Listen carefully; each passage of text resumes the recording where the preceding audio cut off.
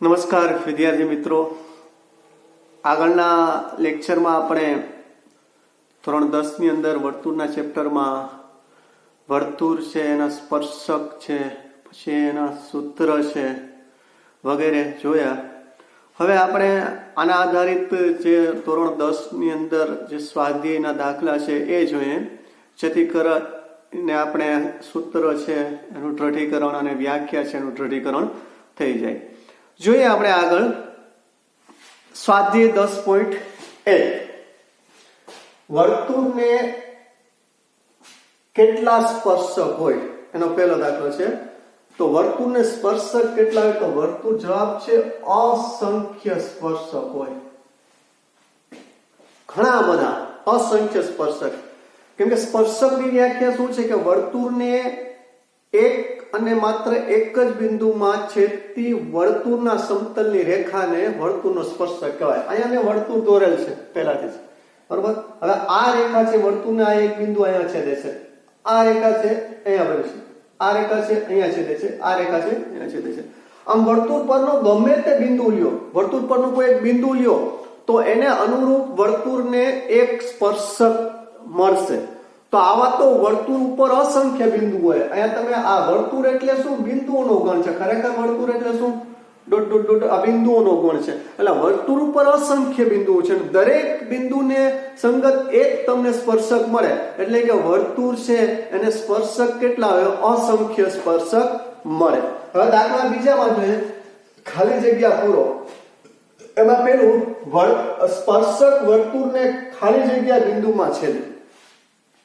એટલે સ્પર્શકની વ્યાખ્યા પ્રમાણે કે સ્પર્શક વર્તુળને એક અને માત્ર એક જ બિંદુમાં, એક અને માત્ર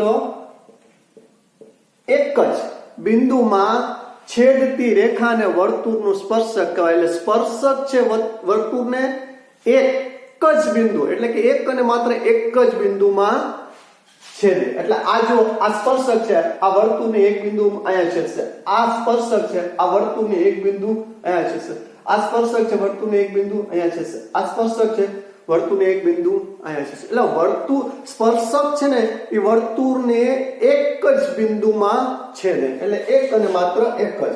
અચ્છા, હવે એના પછી જોઈએ વર્તુળને બે ભિન્ન બિંદુમાં છેદતી રેખાને ખાલી જગ્યા કહે છે. દાખલા તરીકે આ વર્તુળનો એક બિંદુ છે, હું લઈ લઉં, આ બીજું બિંદુ છે, આ બિંદુને હું નામ આપી દઉં A, આને નામ આપી દઉં B. હવે આને જોડો, બરોબર. તો મેં તમને આની પણ વ્યાખ્યા આપેલી છે કે વર્તુળને બે ભિન્ન બિંદુમાં છેદતી રેખાને વર્તુળની છેદિકા કહેવાય. છેદિકા. વર્તુળને બે ભિન્ન બિંદુમાં છેદતી રેખાને શું કહેવામાં આવશે?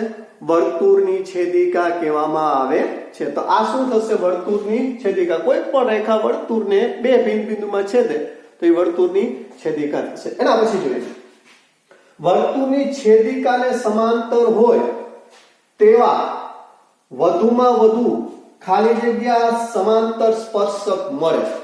તો આ જો વર્તુળ છે એની છેદિકા છે, એને સમાંતર એક સ્પર્શક અહીંયા મળેલું અને એને સમાંતર એક સ્પર્શક અહીંયા મળશે.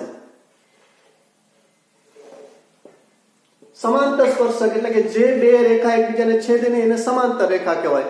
એટલે આ જો આ એક છેદિકા છે, એને એક સમાંતર સ્પર્શક વર્તુળની એક બાજુ મળશે અને બીજું સમાંતર સ્પર્શક વર્તુળની બીજી બાજુ મળશે. એટલે છેદિકાને સમાંતર સ્પર્શક કેટલા મળે? તો કે બે જ સમાંતર સ્પર્શક મળે.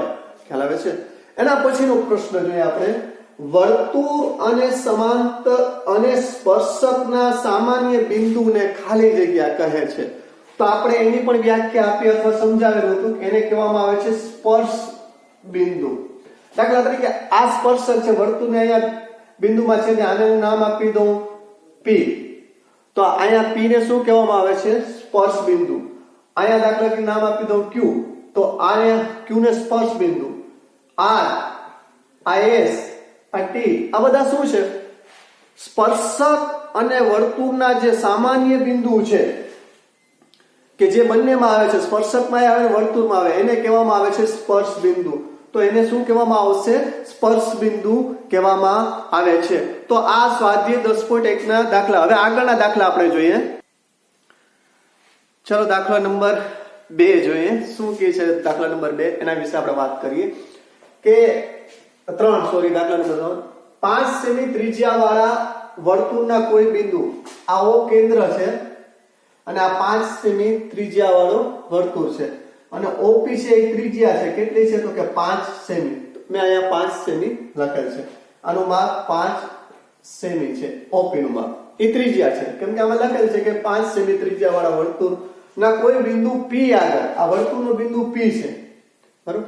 કેન્દ્ર અને વર્તુળ પરના બિંદુને જોડતી રેખાને ત્રિજ્યા કહેવામાં આવે છે, રેખાખંડને. તો આ ત્રિજ્યા થઈ, બરોબર. હવે P આગળ એક સ્પર્શક PQ દોરેલ છે, એટલે PQ શું છે? સ્પર્શક છે. PQ સ્પર્શક છે. કેન્દ્ર O માંથી પસાર થતી રેખાને, આ કેન્દ્ર O માંથી પસાર થતી રેખાને આ PQ છે, Q બિંદુએ છેદે છે. જો આ સ્પર્શક અને આ કેન્દ્રમાંથી પસાર થતી રેખાને એકબીજાને Q બિંદુમાં છેદે છે. OQ નું માપ 12 સેમી છે. આ OQ છે, એનું માપ શું છે? 12 સેમી હોય તો PQ નું માપ આપણે, આનું માપ આપણે શોધવાનું છે. હવે એક આપણે અહીંયા ત્રિકોણ OPQ બને છે. હવે આપણે એક ખ્યાલ છે કે વર્તુળ છે એના સ્પર્શક, આ સ્પર્શક છે અને આ સ્પર્શ બિંદુમાંથી દોરેલ ત્રિજ્યા એકબીજાને લંબ હોય. એટલે કે અહીંયા જે ખૂણો બનાવે કેટલા અંશનો હોય? 90 અંશનો હોય. વર્તુળનો સ્પર્શક છે અને સ્પર્શ બિંદુમાંથી દોરેલ ત્રિજ્યા, આ સ્પર્શક, આનું સ્પર્શ બિંદુ ત્યાંથી દોરેલ ત્રિજ્યા એટલે કે OP, એ બંને લંબ હોય, એટલે કે એકબીજાને કાટખૂણે છેદે. આનો ઉપયોગ કરીએ તો ખૂણો P છે એ કેટલા અંશનો થશે? 90 અંશ. હવે ત્રિકોણ OPQ માં ખૂણો P 90 અંશનો થાય એટલે ત્રિકોણ OPQ કેવો ત્રિકોણ થશે? કાટકોણ ત્રિકોણ. એટલે એના માટે તેથી પાયથાગોરસનો પ્રમેય.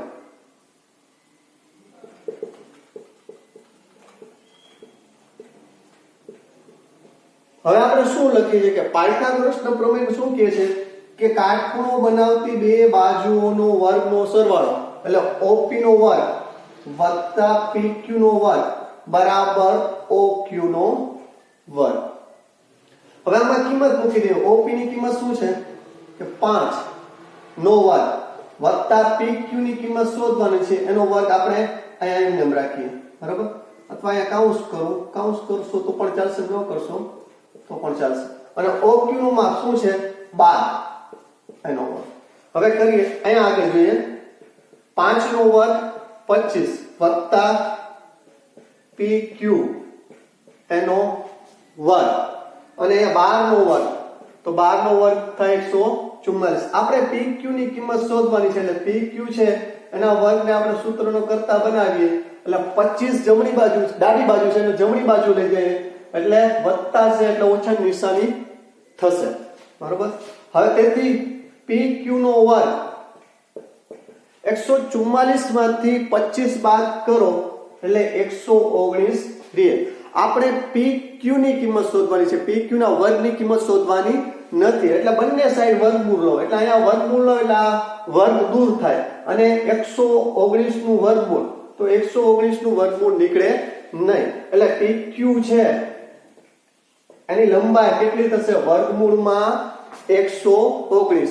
વર્ગમૂળમાં 119 આ શું થશે? PQ છે એની લંબાઈ થશે. PQ ની લંબાઈ વર્ગમૂળમાં 119. એટલે આ પ્રમાણે યાદ રાખજો કે સ્પર્શક હોય એ સ્પર્શક અને સ્પર્શ બિંદુમાંથી દોરેલ ત્રિજ્યા છે એકબીજાને લંબ હોય, એટલે પછી ત્રિકોણ કાટકોણ ત્રિકોણ બને અને પછી પાયથાગોરસના પ્રમેયને આધારે આપણે એ દાખલા ગણી શકીએ. હવે આગળનો દાખલો આપણે જોઈએ. ચલો હવે એના પછી દાખલા નંબર 4 માં જોઈએ. તમે કીધું છે એક વર્તુળ દોરો. અહીંયા એક વર્તુળ દોરેલ છે, આનું કેન્દ્ર, બરોબર. વર્તુળના સમતલમાં આપેલી કોઈ એક રેખાને સમાંતર, હવે વર્તુળના સમતલમાં હું એક રેખા દોરું, દાખલા તરીકે એ જરૂરી નથી કે તમે રેખા અહીંયા જ દોરો, તમે રેખા અહીંયા પણ દોરી શકો, રેખા આમ પણ દોરી શકો, રેખા આમ પણ દોરી શકો, અહીંયા પણ દોરી શકો, અહીંયા પણ દોરી શકો, ગમે ત્યાં દોરી શકો. ખાલી ને સરળતા માટે વર્તુળના સમતલમાં એક રેખા દોરેલી છે. હવે આગળનો પ્રશ્ન શું કહે છે? કોઈ એક રેખા ને સમાંતર હોય તેવી બે રેખાઓ દોરો. હવે આને સમાંતર હોય તેવી આપણે બે રેખાઓ દોરવી છે, પણ કેવી બે રેખા દોરવાની છે એ આગળ પ્રશ્નમાં છે. દોરો જે પૈકી એક વર્તુળનો સ્પર્શક હોય અને બીજી વર્તુળની છેદિકા હોય. હવે આને સમાંતર હોય એવી તો અસંખ્ય રેખાઓ બને, બરોબર. એમાં આને સમાંતર હોય એવી એક રેખા કેવી દોરવાની છે? જે વર્તુળનો સ્પર્શક હોય અને બીજી રેખા વર્તુળની છેદિકા હોય. તો વર્તુળનો સ્પર્શક છે ને વર્તુળને એક બિંદુમાં છેદે, આને સમાંતર, એ બે કે એકબીજાને છેદે નહીં. તો જો આને સમાંતર છે, આ રેખા બે કે એકબીજાને છેદશે નહીં, અને આ વર્તુળને એક બિંદુમાં છેદે છે, તો આ શું થશે? એનો સ્પર્શક. હવે બીજી એક રેખા દોરવાની, એક રેખા થઈ ગઈ, હજી એક બીજી રેખા આને સમાંતર દોરવાની છે, પણ એ છેદિકા હોય. હવે છેદિકા હોય તો એ તો ઘણી બધી રેખા દોરી શકો. તમે માની લો કે અહીંયા દોરી નાખો, છેદિકા વર્તુળને બે બિંદુમાં છેદે, તો જે આ બે બિંદુમાં છેદે છે ને આને સમાંતર છે, તમે અહીંયા પણ દોરી શકો. આને સમાંતર હોય તો અહીંયા પણ છેદિકા તો અસંખ્ય બનશે. તો આવી રીતના આ બે રેખા એવી થઈ ગઈ કે જે આ પેલી રેખા છે એને સમાંતર છે, એમાંની આ રેખા છે વર્તુળનું સ્પર્શક છે, આ સ્પર્શક થશે, અને આ રેખા છે વર્તુળની છેદિકા. તો આ વર્તુળનું સ્પર્શક અને છેદિકા વિશેની વાત થઈ. હવે આપણે આગળના સ્વાધ્યાય તરફ આગળ વધીએ. ચાલો સ્વાધ્યાય 10.2 એના દાખલા નંબર પહેલા એમાં જોઈએ કે બિંદુ Q માંથી દોરેલા સ્પર્શક, એટલે સ્પર્શક Q માંથી દોરેલ છે એટલે વર્તુળની બહારના બિંદુ હશે, એટલે અહીંથી એક સ્પર્શક દોરેલ છે, આ જે વર્તુળને એક બિંદુમાં છેદે. એ વર્તુળને જ્યાં છેદે છે એને નામ આપી દઉં હું, દાખલા તરીકે T, ગમે તે નામ આપી શકો, બરોબર. સ્પર્શક ની લંબાઈ 24 સેમી છે. તો આ વર્તુળ નું બહારના બિંદુ છે, ત્યાંથી આ સ્પર્શ બિંદુ છે ને, જ્યાંથી વર્તુળને સ્પર્શક દોરવામાં આવે છે ને, સ્પર્શ બિંદુ એના વચ્ચેના અંતરને સ્પર્શકની લંબાઈ કહેવામાં આવે છે. જ્યાંથી આ બહારના બિંદુથી આ સ્પર્શ બિંદુ વચ્ચેના અંતરને શું કહેવામાં આવે છે? અને સ્પર્શકની લંબાઈ એ કેટલી આપેલ છે? 24 સેમી. એ આપેલ છે 24 સેમી. આગળ જો, અને વર્તુળના કેન્દ્રથી તેનું અંતર, આ વર્તુળનું કેન્દ્ર છે, એને ગમે તે આપણે નામ આપી દે. દાખલા તરીકે O પણ આપી શકાય કે ગમે તે આપી શકાય. દાખલા તરીકે હું P આપી દઉં. આ વર્તુળનું કેન્દ્ર છે. હવે વર્તુળના કેન્દ્રથી તેનું અંતર, તેનું એટલે કે Q નું અંતર કેટલું આપેલ છે? તો કે 25 સેમી હોય. તો વર્તુળની ત્રિજ્યા ખાલી જગ્યા થાય એટલે વર્તુળની ત્રિજ્યા શું થશે? કેન્દ્રથી વર્તુળ પરના બિંદુ એટલે PT છે એ વર્તુળની ત્રિજ્યા થાય. આપણે આ શોધવાનું છે. પહેલા તો આપણે આની અંદર શું આપેલ છે? બિંદુ Q માંથી દોરેલ. હવે આપણે અહીંયા ધાર લઈએ, આમાં કેન્દ્ર P નામ નથી આપેલા, એટલે આપણે ધાર લઈએ કે ધારો કે વર્તુળનું કેન્દ્ર P છે અને Q માંથી દોરેલ સ્પર્શક નું સ્પર્શ બિંદુ T છે. આપણે જે આ આકૃતિ દોરી એ પ્રમાણે લખેલું છે. આ P છે વર્તુળનું કેન્દ્ર છે, ધાર લીધું, બરોબર. અને આ Q માંથી જે સ્પર્શક દોરેલ છે એનું સ્પર્શ બિંદુ, એને આપણે શું કહી દીધું? T. એટલે TQ અથવા QT એ શું થશે? QT થશે સ્પર્શકની લંબાઈ, અને P અને Q વચ્ચેનું અંતર થશે 25 સેમી. આપણે ત્રિજ્યા શોધવાની છે, એટલે ત્રિજ્યા શું થશે? PT.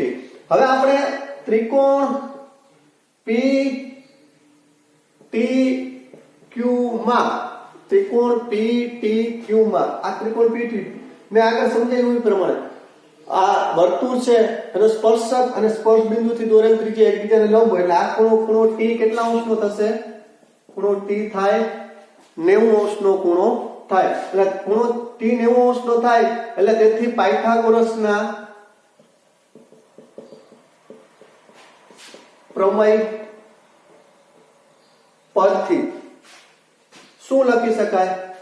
એટલે કાટખૂણો બનાવતી બે બાજુનો વર્ગ એટલે PT નો વર્ગ વત્તા QT નો વર્ગ બરાબર PQ નો વર્ગ.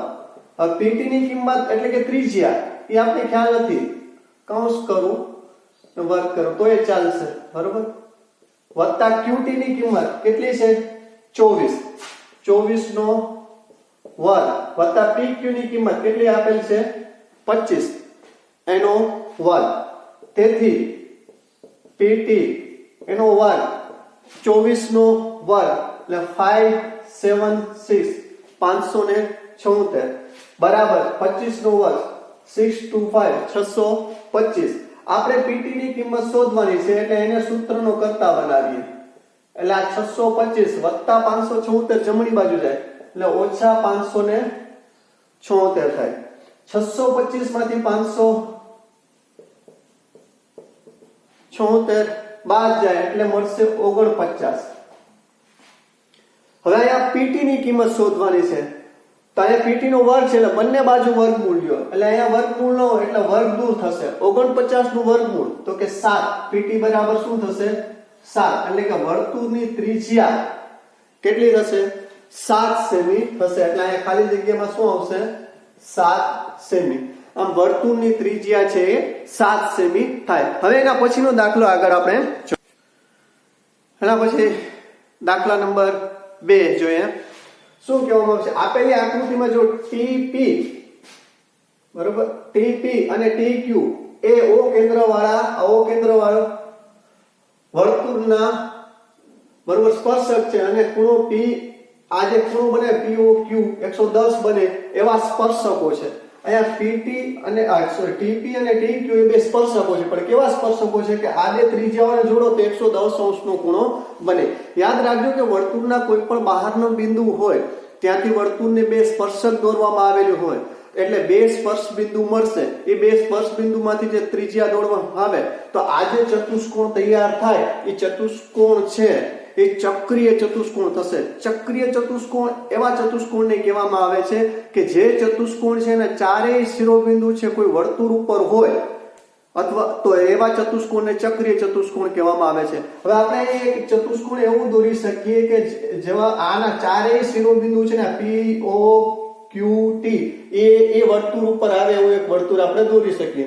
તો આ ચક્રીય ચતુષ્કોણ છે. એટલે ચક્રીય ચતુષ્કોણ માટે પાછો આપણે નિયમ છે કે ચક્રીય ચતુષ્કોણ હોય ને એના સામસામેના ખૂણા છે ને પૂરક હોય. સામસામેના ખૂણા પૂરક હોય. પૂરક કોણ કોને કહેવામાં આવે છે કે જે બે ખૂણાનો સરવાળો છે ને 180 અંશ થતો હોય તેવા ખૂણાને કહેવામાં આવે છે પૂરક કોણ. એટલે અહીંયા ચતુષ્કોણ OPTQ કેવો ચતુષ્કોણ થશે ચક્રીય ચતુષ્કોણ થાય.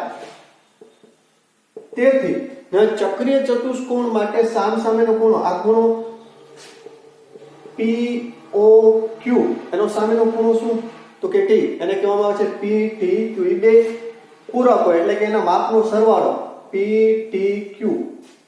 આ POQ એટલે આ ખૂણો PTQ એટલે આ ખૂણો આ બે ખૂણાનો સરવાળો એ કેટલો થાય 180 કેમ કે ચક્રીય ચતુષ્કોણના સામસામેના ખૂણા છે એ પૂરક ખૂણો હોય. હવે POQ નું માપ કેટલું થાય 110 વત્તા PTQ બરાબર 180.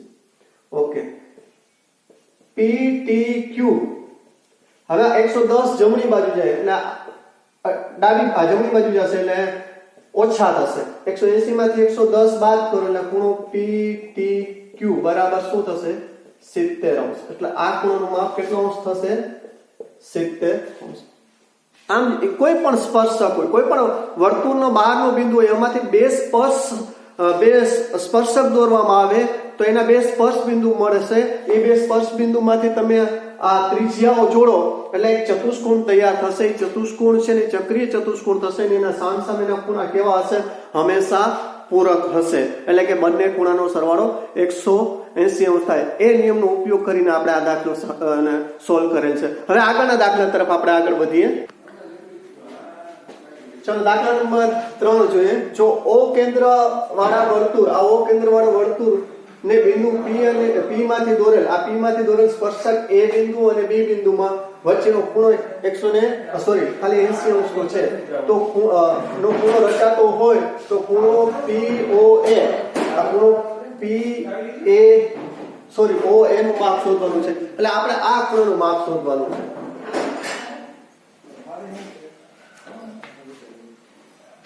આ ખૂણાનું માપ શોધવાનું છે તો આપણે આગળના દાખલામાં જોયું એ પ્રમાણે કે ચતુષ્કોણ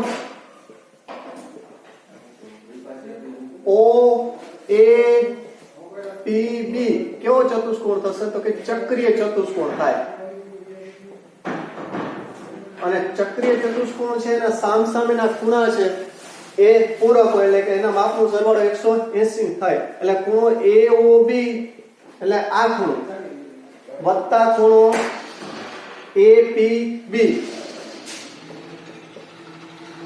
એનો સરવાળો કેટલો થાય 180 તેથી AOB વત્તા APB નું માપ જો અહીંયા આપેલું જ છે બંને વચ્ચે ખૂણો P અને PB વચ્ચેનો ખૂણો કેટલો બને છે 80 અંશ એટલે અહીંયા હું લખું 80 અંશ બરાબર 180 તેથી AOB 180 માંથી 80 જાય જમણી બાજુ જશે એટલે ખૂણા AOB છે એનું માપ શું થશે 100 તો આ તો ખૂણા AOB નું માપ મળેલું આપણે તો ખૂણા POA નું માપ શોધવાનું છે હવે યાદ રાખજો આ ચક્રી ચતુષ્કોણ છે બરોબર હવે ચક્રી ચતુષ્કોણની અંદર વિકર્ણ તમે દોરો ને ટૂંકમાં આ જે સ્પર્શક દોરેલું છે ને બરોબર હવે સ્પર્શકમાંથી બે સ્પર્શક દોરેલા છે ને એ બે ત્રિજ્યાઓથી બનતા ચતુષ્કોણ છે તો એનો આ વિકર્ણ દોરો ને તો આ બે ખૂણા છે ને એ સરખા થાય બરોબર છે આ બે ખૂણા સરખા થાય હવે અહીંયા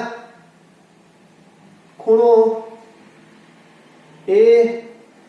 POA વત્તા ખૂણો POB બરાબર શું થશે ખૂણો AOB આ બે ખૂણાનો સરવાળો આ ખૂણાનો સરવાળો આ ખૂણાનો સરવાળો એ આખા ખૂણાનો સરવાળો જેટલો થાય એટલે POA એ બેનો સરવાળો એ બે સરખા થાય આ બેનો સરવાળો AOB થાય ને આ બે ખૂણા કેવા થાય સરખા થાય આ બે ખૂણા સરખા થાય ને આ બેનો સરવાળો AOB જેટલો થાય તો આ બે ખૂણાનું માપ કેટલું થશે તો કે AOB કરતા અડધું તેથી ખૂણો POA એનું માપ 1/2 AOB નું માપ કેટલું છે 100 એટલે આનું માપ શું થશે 50 અંશ એટલે આ ખૂણાનું માપ થશે 50 અંશ એટલે આમ આ કોઈ પણ આ પ્રકારનો જે વર્તુળના બહારના બિંદુમાંથી દોરેલ સ્પર્શકથી જે ચતુષ્કોણ બને ને તો એનો આ વિકર્ણ જોડશો ને તો આ બે ખૂણા પણ સરખા હશે આ બે ખૂણા પણ સમાન હશે તો હવે એ સમાન હોય એના માપ સરખા હશે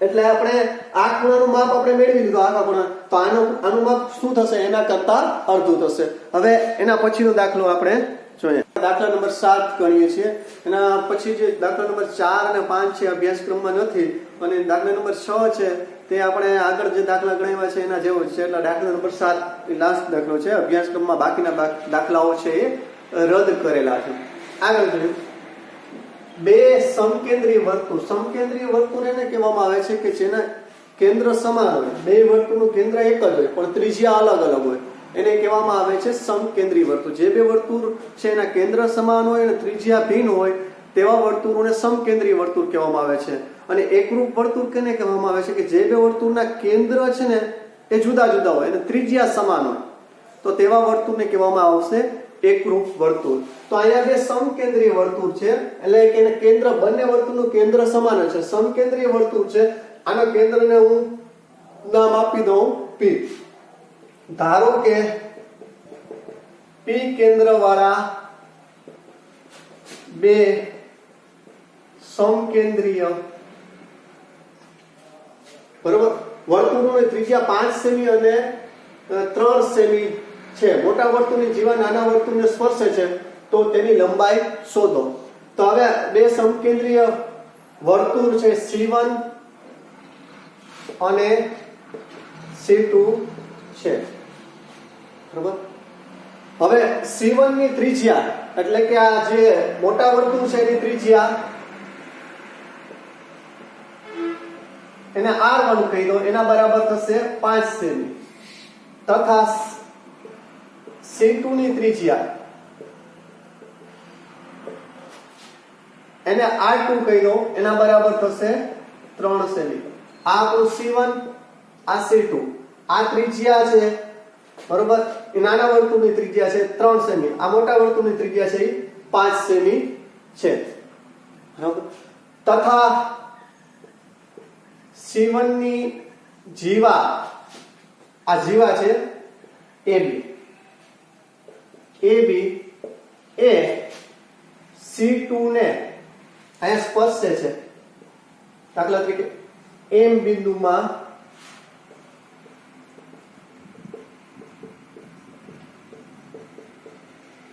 એટલે કે આ AB છે ને, આની નાના વર્તુળ છે ને એનો સ્પર્શક થશે. હવે આપણે શોધવાનું શું છે, આપણે જો આનું માપ આપેલ છે, આપણે અહીંયા શોધવાનું છે તો તેની લંબાઈ શોધો, એટલે જીવા AB ની લંબાઈ શોધવાની છે. તો આના માટે મેં તમને પહેલા સૂત્ર લખાવેલ હતું કે 2 ગુણ્યા વર્ગમૂળમાં મોટા વર્તુળની ત્રિજ્યાનો વર્ગ ઓછા નાના વર્તુળની ત્રિજ્યાનો વર્ગ.